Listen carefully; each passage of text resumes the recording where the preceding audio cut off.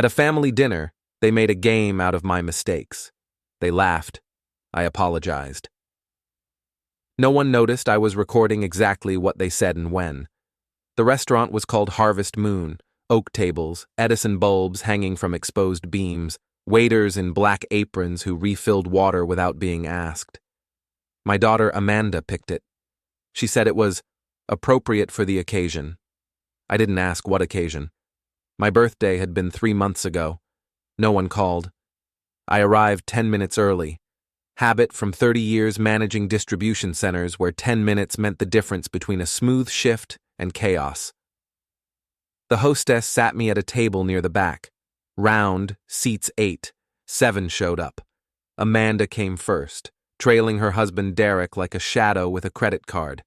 She kissed my cheek without touching me. Derek shook my hand with the grip of someone who's read an article about firm handshakes. My son Joel arrived next with his wife Rachel. Joel had my build 20 years ago, before the shoulders rounded and the gut softened. Rachel wore perfume that cost more than my truck payment. They arranged themselves across from me, Amanda to my left, Joel to my right, partners flanking. I sat at the curve of the circle where the acoustics funneled sound straight to my ears. I know rooms. I know how sound travels in empty warehouses at 3 a.m. when someone's stealing copper wire.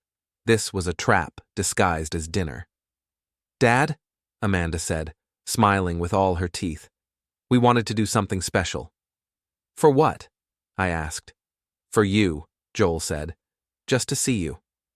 The waiter appeared. Young guy, probably in school. He rattled off specials I wouldn't remember. I ordered water and the cheapest steak. Joel ordered a bottle of wine that cost $60. When it came, no one offered me any. They talked around me for 15 minutes. Joel's promotion, Amanda's new client, Rachel's spin class instructor who was literally life-changing. Derek nodded along, inserting observations timed for maximum approval. I ate bread. The butter was cold, tore the bread when I spread it. Then Amanda leaned forward. "Dad, do you remember when you tried to fix the sink at our old house?" "Here we go." "Which time?" I asked. "The time you flooded the basement." She was grinning. "Joel, you remember this." Joel laughed, sharp and too loud. "Oh God, yes, Mom was so pissed." "You said you could do it yourself," Amanda continued. "You went to Home Depot, bought all the wrong parts, and then the pipe just exploded." "It didn't explode," I said. "The coupling was cross-threaded." "It exploded," Joel said. "There was water everywhere. You were standing there with a wrench like you'd just discovered fire." Rachel laughed, a practiced sound. "That's so typical." I took a drink of water. The ice was melting. I thought about the coupling. I'd asked the kid at Home Depot which size I needed. He pointed at the wrong bin. I installed it correctly. It failed because the threads were damaged in manufacturing. I filed a complaint, got a refund. Fixed it the next day with the right part. The basement dried out. The only permanent damage was to my wife's trust that I could handle anything practical. But they didn't remember it that way. "And the grill," Derek said, warming up now, joining the pack. "Didn't you set a grill on fire?" "I didn't set it on fire," I said. "The igniter malfunctioned." "You left it on overnight," Joel said. "The whole thing melted." That wasn't what happened. I'd turned it off. The gas valve failed closed, but the residual pressure found a leak in the line. It ignited from the pilot light I hadn't known was still lit. I woke up at 2 a.m. to the smell, doused it, replaced the whole unit the next week. But Joel had been away at college. He'd heard the story third hand from his mother, who'd heard it from Amanda, who'd been 12 and dramatic. "That grill cost $400, Amanda said. "I replaced it," I said, "with a cheaper one, with a better one. The first was a lemon."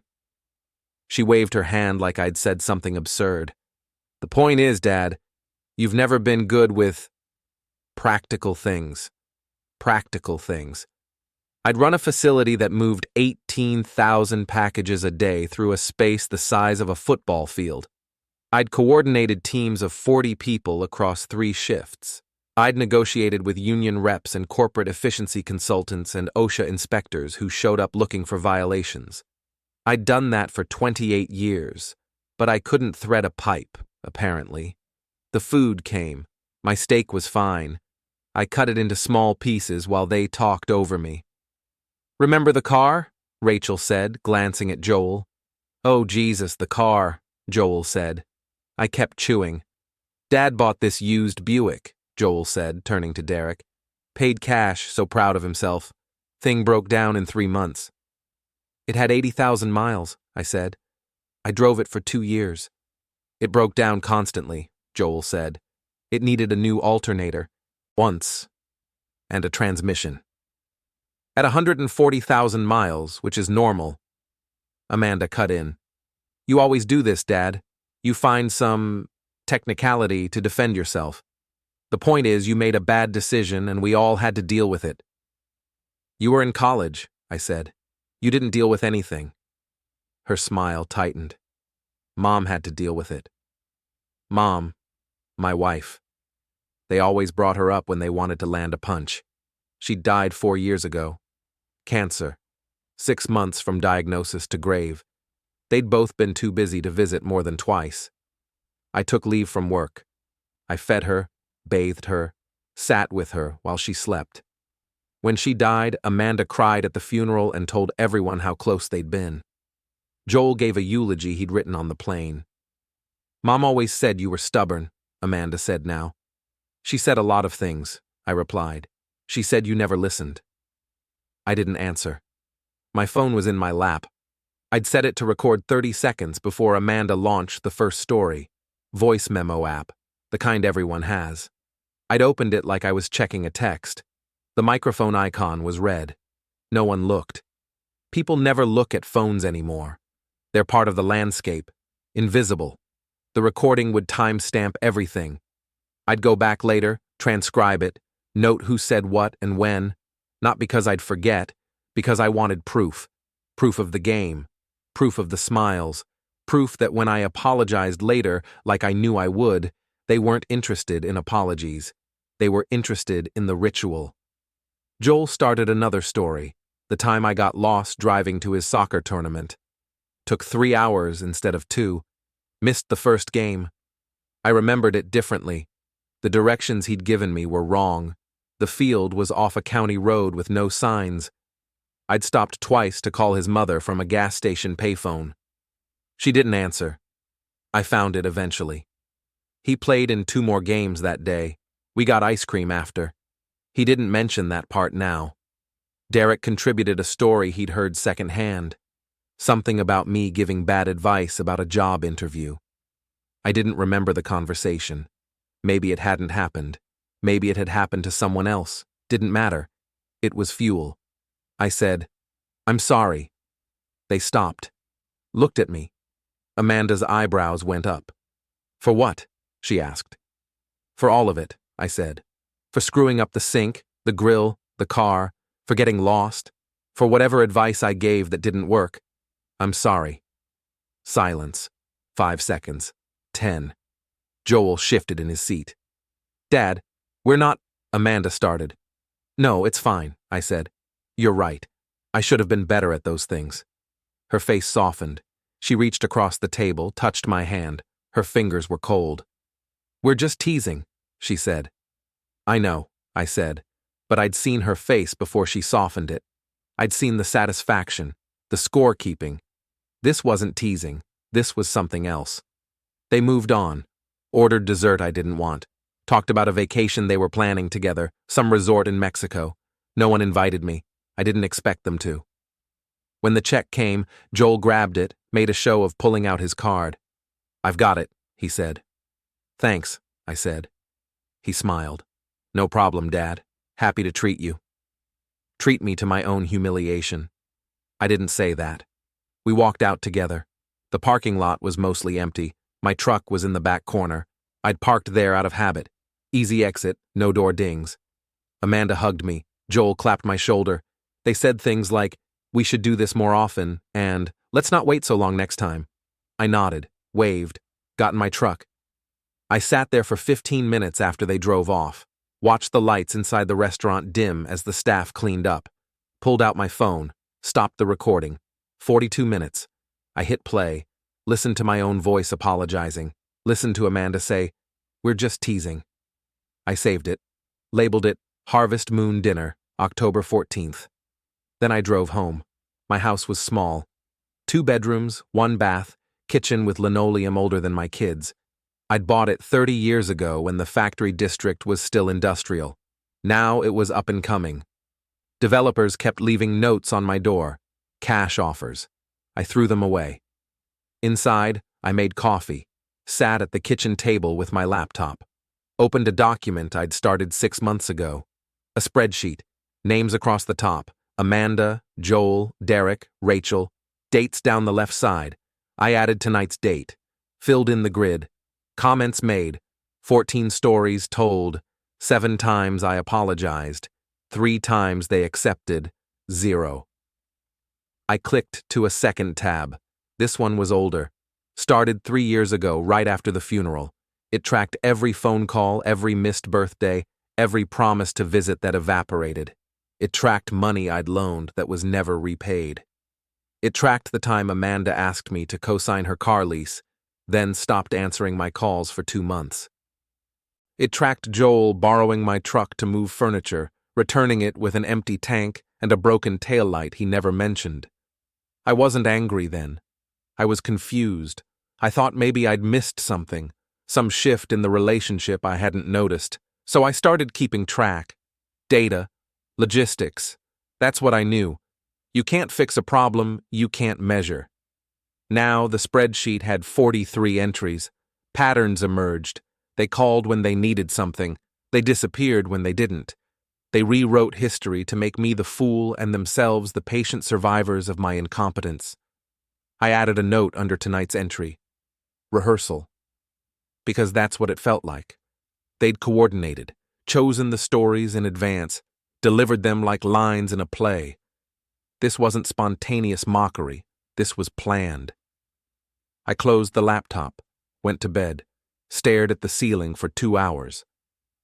The next morning, I called my old supervisor from the distribution center, guy named Frank Holloway, retired 5 years ago, same time I did. We'd worked together for 2 decades. He lived 10 minutes away. "You busy?" I asked. "When am I ever busy?" he said. "Come by." Frank's house was neat. Single-story ranch, American flag on the porch, lawn mowed in diagonal stripes. He answered the door in cargo shorts and a polo shirt. We sat in his garage. He had a workbench in the back, tools organized on pegboard. He was building a birdhouse. "What's going on?" he asked. I told him about the dinner. Not everything. Just enough. The game, the stories, the apologies. He listened, sanded the edge of a wooden panel. When I finished, he set down the sandpaper. "They're circling," he said. "What?" "They don't know that." He picked up the panel, examined it. "How much you got saved?" "Enough." "House paid off?" "Yeah." "Any debt?" "No."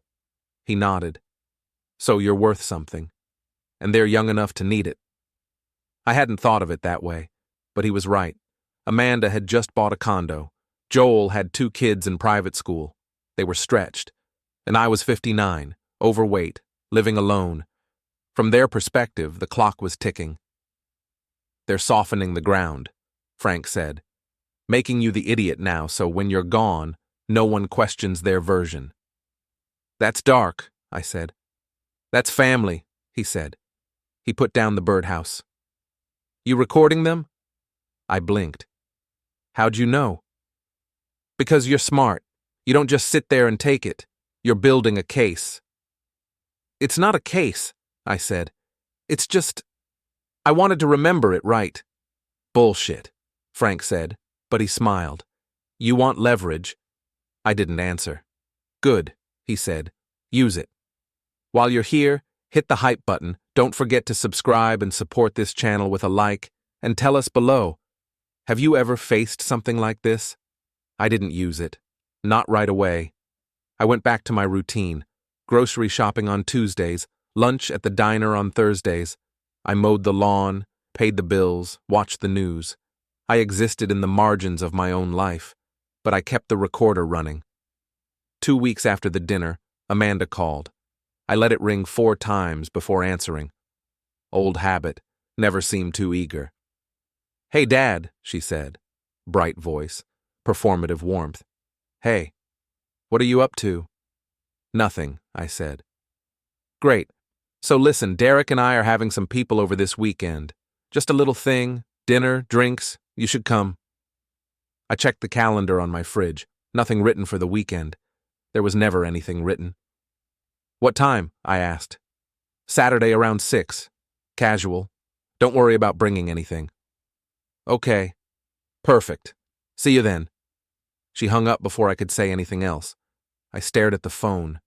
She hadn't asked how I was, hadn't mentioned the last dinner, hadn't apologized for anything, not that I expected her to. She needed a body to fill a seat. Probably told her friends her dad was coming. Proof she was a good daughter. I went. Their condo was in a new development north of the city. Glass and steel, balconies with gas fireplaces, lobby with a doorman who checked a list before letting me in. I took the elevator to the 7th floor. The hallway smelled like carpet cleaner and someone else's cooking. Amanda opened the door in a dress that looked uncomfortable. Derek stood behind her holding a beer. "Dad," she said, hugging me. She smelled like wine. Come in. The condo was open concept. Kitchen flowed into living room flowed into a dining area with a table that sat 10. 8 people were already there, couples in their 30s, everyone dressed like they'd come from work but pretended they hadn't. I recognized none of them. "Everyone, this is my dad," Amanda announced. She said it like I was a prop. They smiled, said hello, went back to their conversations. I stood near the kitchen island. Derek handed me a beer. I don't drink beer. I took it. Amanda moved through the room like a dancer, touching elbows, laughing at jokes I couldn't hear. Derek orbited her, refilling glasses, adjusting the music volume. They were performing. This was theater. I found a chair near the window, sat, watched. No one talked to me for 20 minutes. Then a guy with glasses and a sweater leaned over. "So, Amanda says you used to work in logistics?" "Yeah," I said. "That's interesting." He said it like it wasn't. "What kind of logistics?" "Distribution, warehouse management." "Ah." He nodded, sipped his drink. "Must have been physical work." "Sometimes." "Amanda said you're retired now." 5 years. "Nice. What do you do with all that free time?" I looked at him. He was smiling, but there was nothing behind it. This was small talk. Filler. He didn't care what I did with my time.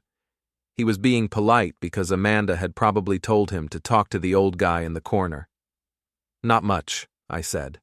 "Well, enjoy it," he said. He stood, walked away. I pulled out my phone, opened the voice memo app, hit record, slid it back into my pocket. The microphone was good, picked up everything within 15 feet.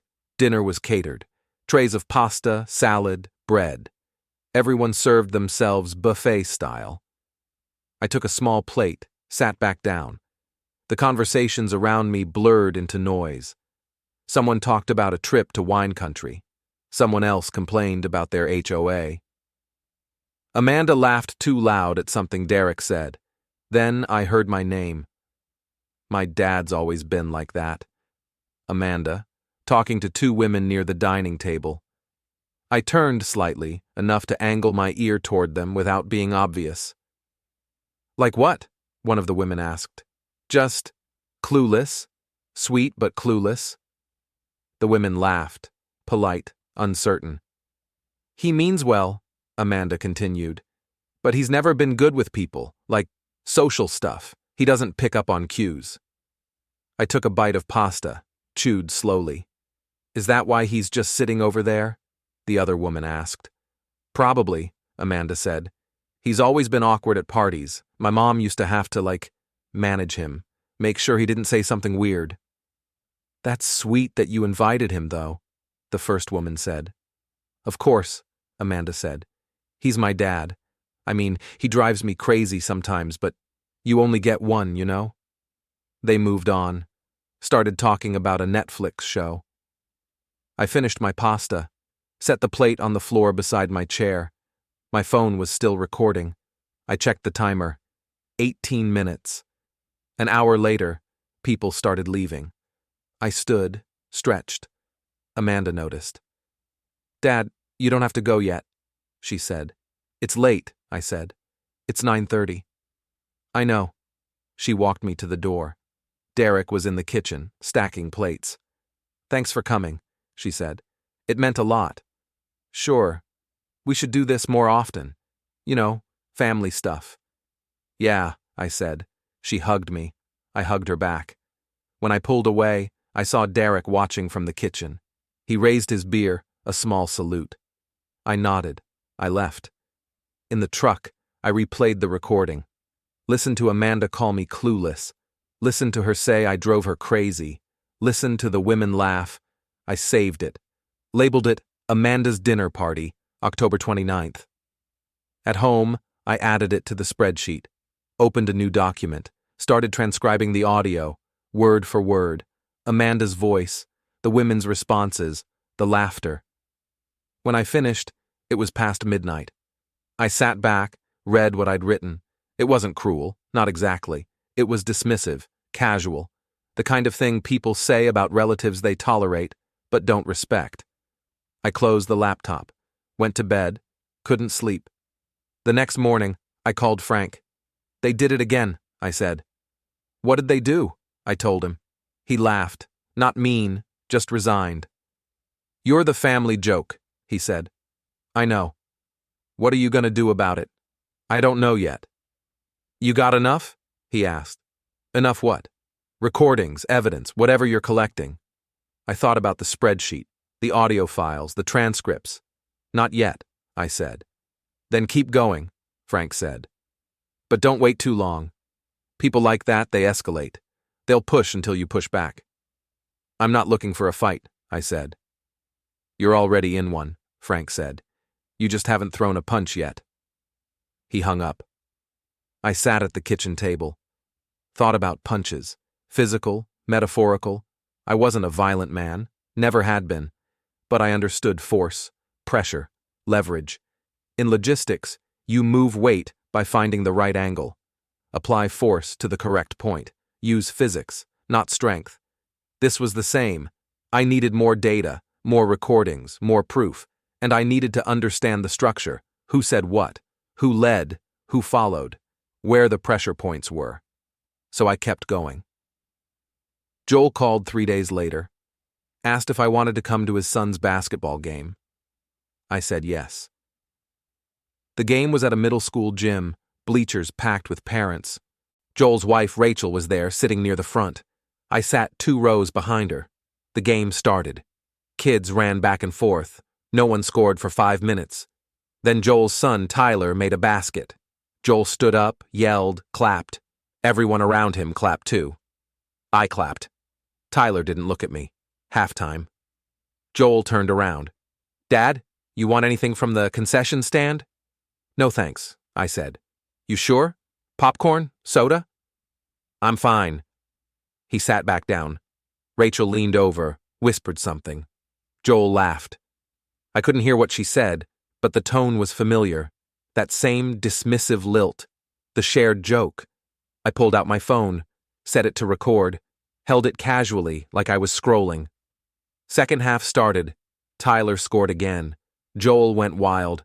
I watched Joel instead of the game, watched how he performed fatherhood, loud, enthusiastic, visible. Look at me, I'm engaged. Look at me, I care. The game ended. Joel's team won by 3 points. We filed out. In the parking lot, Joel walked over. Thanks for coming, he said. No problem. Tyler appreciates it. He said it automatically. Tyler hadn't spoken to me. Probably didn't know I was there. Good game, I said. Yeah, he's getting better. We've been working on his shooting. Rachel appeared beside him. We're going to get pizza. You want to come? It wasn't a real invitation. I could hear it in her voice, the hope I'd say no. I'm good, I said. Relief flickered across her face. Okay, drive safe. They left. I sat in my truck, played back the recording. Nothing useful, just gym noise, buzzer, cheering. I deleted it, but I added the event to my spreadsheet. Joel's game, invited me, didn't want me to stay. Pattern continued. 2 weeks passed, Thanksgiving approached. Amanda called. Dad, we're doing Thanksgiving at our place this year. You're coming, right? I wasn't sure if I was invited, I said. Of course you're invited. You're family. Family. The word they used when they needed something. Attendance, approval, a warm body to prove they weren't assholes. What time? I asked. 3 o'clock. Don't bring anything. We've got it handled. I showed up at 3. The condo smelled like turkey and something burned. Amanda was in the kitchen, face flushed, hair tied back. Derek was setting the table. Joel and Rachel were on the couch with their kids. Tyler and his younger sister, Emma, both on their phones. Hey, Dad, Joel said, standing. He shook my hand. Rachel waved from the couch. I sat in a chair near the window, the same chair from the dinner party. My spot, apparently. Dinner took another hour. Amanda kept checking the turkey, stabbing it with a thermometer. Derek poured wine. Joel told a story about traffic on the drive over. No one listened. Finally, we ate. The table barely fit everyone. I sat at the end, crammed against the wall. The turkey was dry, the stuffing was wet, the rolls were store-bought. I ate it anyway. Dad, how's retirement treating you? Joel asked. Fine, I said. You keeping busy? Enough. You should travel, Rachel said. My parents went on a cruise last year. They loved it. I'm not a cruise person, I said. You'd probably like it, she insisted. It's relaxing. I didn't argue, just nodded, took another bite. Then Amanda started. Remember when Dad tried to deep fry a turkey? Here we go. Joel laughed. Oh, God, yes. What happened? Derek asked. He'd heard this before, I was sure. But he played along. He dropped it too fast, Amanda said. The oil overflowed, almost caught the deck on fire. I didn't drop it too fast, I said. The pot was too small. You bought the wrong pot, Joel said. I bought the pot the instructions recommended. The turkey was bigger than standard. You should have checked, Amanda said. I did check. The weight was within range. But it still overflowed, Joel said, grinning. Because the pot was defective, I said. They looked at each other. That look, the one that said, he's doing it again, making excuses. Anyway, Amanda said, turning to Derek. Mom had to call the fire department. It was so embarrassing. That wasn't true. I doused the flames with baking soda. No fire department, no emergency. But Amanda was 12 when it happened. She remembered it wrong, or she'd rewritten it. Didn't matter which. I pulled out my phone, checked the time, set it on the table, microphone facing up, hit record before I put it down. Dinner continued. More stories, the car, the grill, the sink, new ones too. The time I got a flat tire and didn't have a spare, the time I mailed a birthday card late, the time I gave Joel bad advice about college applications. None of it was accurate. All of it was close enough to the truth that I couldn't outright deny it. And every time I tried to correct the record, they'd smile and move on. After dinner, we sat in the living room. Tyler and Emma disappeared into a bedroom. Derek turned on football.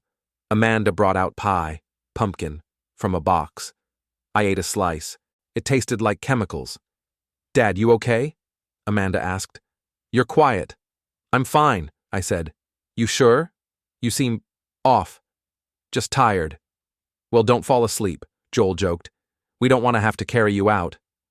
They laughed. I didn't. At 6, I stood. I should get going. Already? Amanda said. Yeah, long drive. It was 15 minutes. She knew that. Okay, she said. Thanks for coming. Joel walked me to the door, clapped my shoulder. Good seeing you, Dad. You too. I left. In the truck, I grabbed my phone, still recording. 2 hours, 40 minutes. I stopped it, saved it, labeled it Thanksgiving, November 24th. At home, I made coffee, opened my laptop, started transcribing. It took 3 hours. When I finished, I had 6 pages, single-spaced, every story, every laugh, every correction I'd tried to make that they'd ignored. I printed it, put it in a folder, added it to a box in my closet. The box was filling up.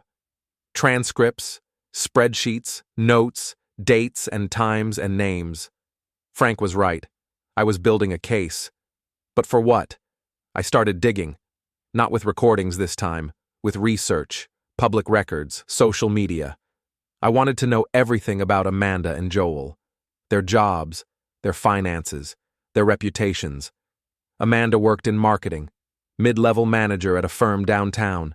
I found her LinkedIn, polished profile, recommendations from coworkers. She looked successful, professional, the kind of person you'd trust. I dug deeper, found her company's website, their client list. Then I found something interesting. 6 months ago, her firm had landed a major account, a healthcare company. Big budget. Amanda was listed as the lead on the project. I searched for news about the company, found an article. They were under investigation for fraud, overbilling Medicare. The case was ongoing. If Amanda was managing their account and the company went down, her reputation would take a hit. Guilt by association. Maybe she knew. Maybe she didn't. Didn't matter. The perception would be there. I made a note, saved the article. Next, Joel. He worked in finance, wealth management. His firm was smaller, boutique. I found his profile, lots of testimonials. Joel helped us retire early. Joel tripled our portfolio. The kind of thing that sounded good but meant nothing. I searched for his firm, found their website, looked at their client list, mostly redacted for privacy, but I found a thread on a local forum, someone asking about the firm, another person responding. They're aggressive. High returns but high risk. Not for everyone. High risk. That was interesting. I clicked through more threads, found another comment. Be careful. They push products that benefit them more than you. Hidden fees. I kept digging. Found a regulatory filing. Joel's firm had been fined 2 years ago for failure to disclose conflicts of interest. Small fine, slap on the wrist, but it was public record. I saved it. Then I looked at Derek and Rachel. Derek worked in sales, software company, nothing interesting. Rachel didn't work, stay-at-home mom. Again, nothing. But I found something else. Joel and Rachel's mortgage, public record. They'd bought their house 3 years ago, big loan, adjustable rate. I checked the terms, the rate was set to adjust next year. When it did, their payment would jump 30%. They were leveraged, stretched thin. That was useful. I compiled everything into a new document, Amanda's firm, Joel's regulatory issues, their finances. Then I sat back and thought, what could I do with this? I wasn't trying to ruin them. Not completely.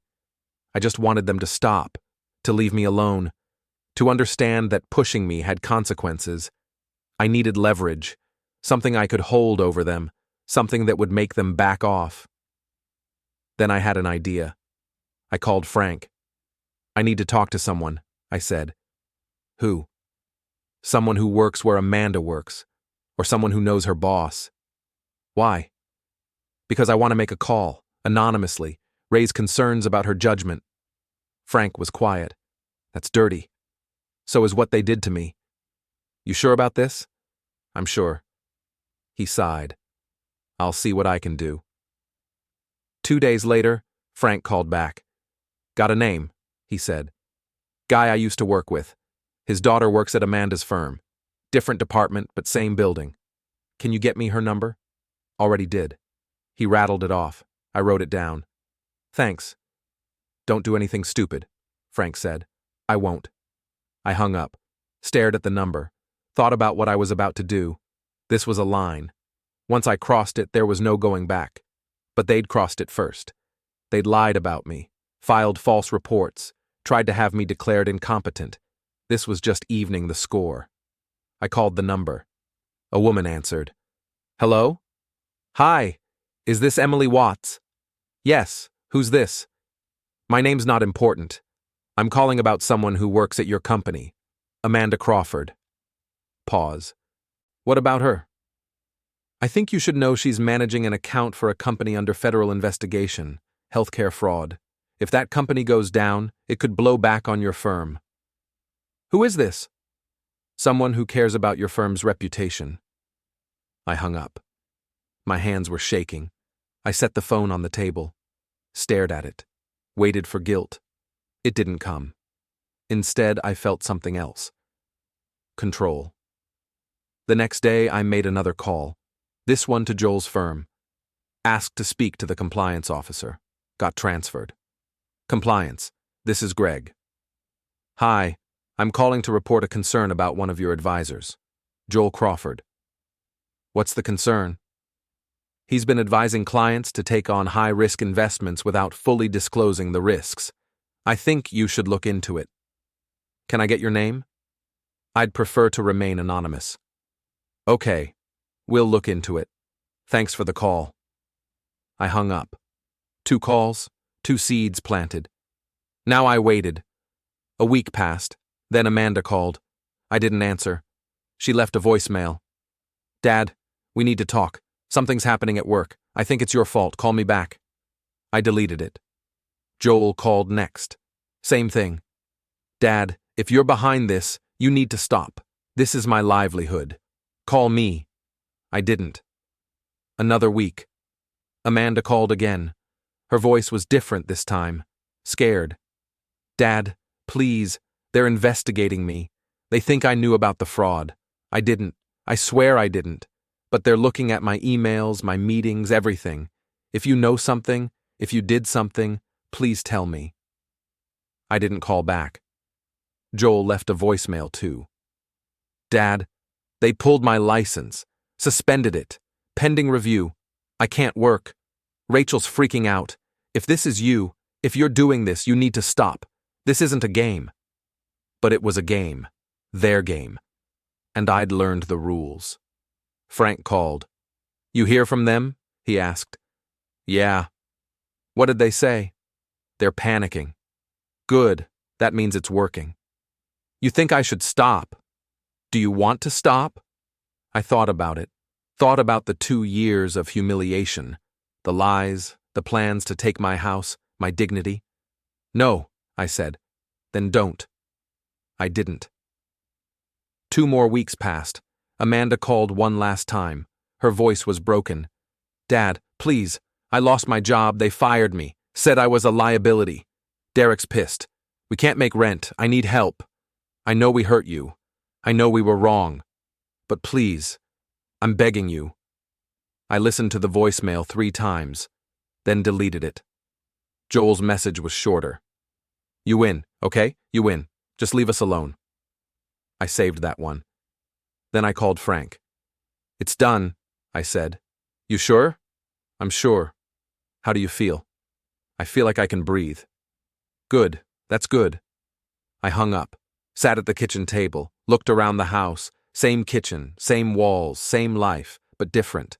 Because now it was mine, on my terms, no one else's. I didn't celebrate, didn't gloat, just went to bed, slept through the night. Spring turned to summer. The city warmed up. I kept my routines, gym, groceries, diner. I didn't hear from Amanda or Joel, didn't expect to. As far as I knew, they'd moved on. Or given up. Didn't matter which. I thought it was over. I was wrong. It was late June when I got the call, blocked number. I almost didn't answer, but something made me pick up. Hello? Mr. Crawford. Yes. This is Officer Daniels with the city police. We have a situation at 4782 Maple Street. Your son Joel is here. He's asking for you. My chest tightened. What kind of situation? Domestic disturbance. We're trying to calm things down. He said you might be able to help. I don't think I can. Sir, if you're nearby, it would be helpful. I hung up, sat on the couch, stared at the phone. Joel's address was 4782 Maple Street. Domestic disturbance. That meant a fight, probably with Rachel. None of my business, not anymore. But the cop had called, which meant Joel had given them my number, which meant he was desperate. I grabbed my keys, drove over. 3 patrol cars were parked outside Joel's house, lights flashing, neighbors on their lawns watching. I parked down the street, walked up. An officer stopped me at the driveway. "Can I help you?" "I'm Thomas Crawford. Someone called me." He nodded. "Wait here." He walked to the front door, spoke to another officer. That officer walked over. "You're the father?" "Yeah." "Your son's inside. His wife called us, said he was acting erratic, breaking things. We're trying to get him to calm down." "Is he hurt?" "No, but he's upset. Keeps saying he needs to talk to you." "About what?" "Didn't say." I hesitated, then nodded. "Let me talk to him." The officer led me inside. The living room was a mess. Broken glass, overturned chairs. Rachel was sitting on the couch, arms crossed, tear streaks on her face. Tyler and Emma were nowhere in sight, probably at a neighbor's. Joel was standing near the kitchen. His shirt was untucked, hair messy. He looked at me. His eyes were red. "Dad." "What's going on?" I asked. "I need to talk to you, alone." The officer looked at me. I nodded. He stepped outside. Joel and I stood in the kitchen, silent. "What do you want?" I asked. "I need help." "With what?" "Everything." He laughed, bitter. "My career's over. Rachel's leaving. We're going to lose the house, and it's your fault." "My fault? You did this. You made those calls, ruined me." "I didn't ruin you. You did that yourself." "Bullshit. You filed a false police report, tried to have me declared incompetent, planned to sell my house. What did you think was going to happen?" "I thought you'd roll over, like you always do." I stepped closer. "I don't roll over anymore." He stared at me, then his face crumpled. He sat on the floor, put his head in his hands. "I'm sorry," he said. I didn't respond. "I mean it. I'm sorry, for all of it. The dinners, the stories, the lies. Amanda and I, we were wrong. We were assholes." "Yeah," I said. "You were. Can you forgive me?" I thought about it. Forgiveness. That's what people wanted when they were backed into a corner. Not because they'd changed, because they had no other options. "No," I said. He looked up. "What?" "I can't forgive you because you're not sorry. You're sorry you got caught." "That's not true." "It is. If I hadn't recorded you, if I hadn't confronted you, you'd still be doing it. You'd still be mocking me, planning my life, treating me like garbage." He didn't argue. "So no," I said. "I don't forgive you, and I don't want to help you." I turned to leave. "Dad, wait." I stopped, didn't turn around. "What am I supposed to do?" he asked. "Figure it out," I said, like I had to. I walked out. The officers were still outside. One of them approached me. "Everything okay?" "It will be," I said. I got in my truck, drove home, didn't look back. At home, I sat at the kitchen table, thought about Joel on the floor, broken, desperate. I didn't feel good about it, but I didn't feel bad either. I felt neutral, like I'd closed a door that had been open too long. Frank called. "Heard there was a situation at Joel's?" "How'd you hear?" "Scanner, domestic disturbance, figured it was related." "It was. He wanted help. I said no." "Good. Is it?" "Yeah. He made his choices. Now he lives with them." He apologized. "Did you believe him?" "No." "Then you did the right thing." I hung up, sat in the quiet. Outside, the sun was setting. The house was warm. For the first time in a long time, I felt like I was exactly where I was supposed to be. August came. The days were long, hot. I spent most of my time at home, reading, watching TV, working in the yard. The grass grew fast in summer. I mowed it twice a week. I didn't hear from Amanda or Joel. Didn't expect to. They were gone from my life. Erased. I'd cut them out cleanly, surgically. No lingering threads. Then, on a Tuesday, I got a letter. It was hand-delivered. Someone knocked on my door. I opened it. No one there. Just an envelope on the step. Plain, white, my name written in cursive. I opened it inside. Dad, I know you don't want to hear from me. I know you don't care. But I'm writing anyway because I need you to know something. You were right. About everything. We treated you like garbage. We lied. We manipulated. We planned behind your back. We were awful. And I'm sorry. But what you did to me, to Joel, it destroyed us. We lost our jobs, our reputations, our futures. Joel and Rachel are getting divorced. I can't find work. Derek left me. We're both broke. Broken. I'm not asking for forgiveness. I don't deserve it. I'm just asking you to stop, please. We've paid enough. Amanda, I read it twice. Then folded it, put it back in the envelope, set it on the table. She was lying. About the apology. About being sorry.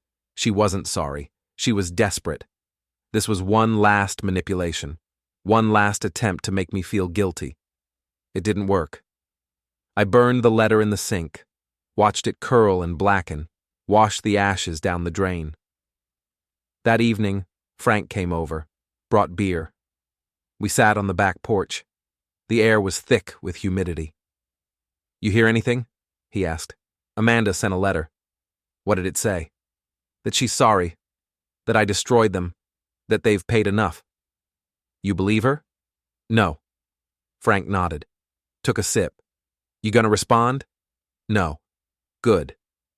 We sat in silence. Watched the sun go down. The sky turned orange, then pink, then dark. You ever regret it? Frank asked. Regret what? All of it. The recordings, the confrontation, the calls. You ever wish you'd just let it go? I thought about it. Really thought about it. No, I said. They would have kept going, kept pushing. Eventually, they would have taken everything. The house, my dignity, my freedom. I couldn't let that happen. And now? Now I'm free. Frank smiled. Damn right you are.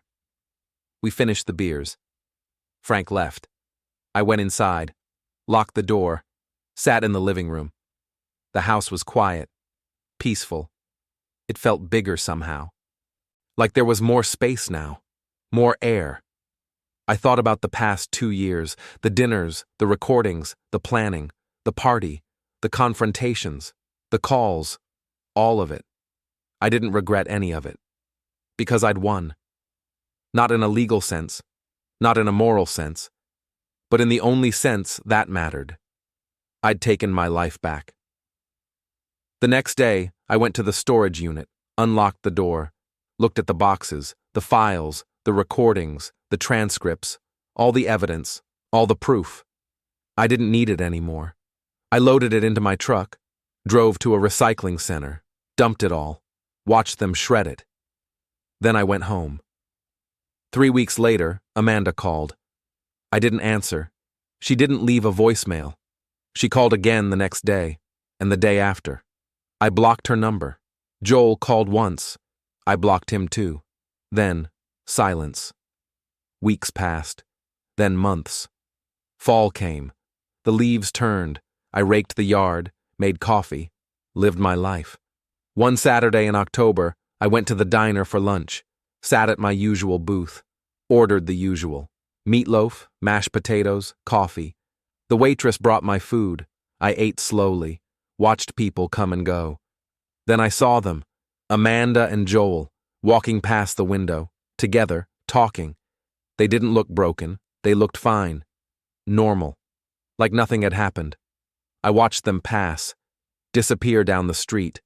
For a moment, anger flickered. They'd lied. In the letter. In the calls. They weren't destroyed. They were fine. But then the anger faded, because it didn't matter. They were fine. I was fine. We were separate. Done. I finished my lunch, paid, left. At home, I sat on the porch, watched the street, Thought about the past 2 years, the humiliation, the recordings, the revenge, and I realized something. I didn't hate them anymore. I didn't love them. I didn't forgive them, but I didn't hate them. They were just people, flawed, selfish, cruel, but people, and I was free of them. That was enough. 2 weeks later, I got a call from a number I didn't recognize. I answered. Mr. Crawford? Yes. This is Emily Watts. We spoke a while back. About Amanda. I remembered. The woman at Amanda's firm. What do you want? I asked. I wanted to thank you. That tip you gave me, it led to an internal review. We found some serious issues, not just with Amanda, but with the whole account. We ended up dropping the client before the fraud charges went public. Saved the firm a lot of trouble. Good, I said. I also wanted to let you know Amanda's doing fine. She found a new job. Smaller firm, but stable. She's okay. Why are you telling me this?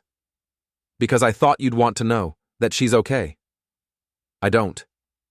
Silence. Then, all right, sorry to bother you. She hung up.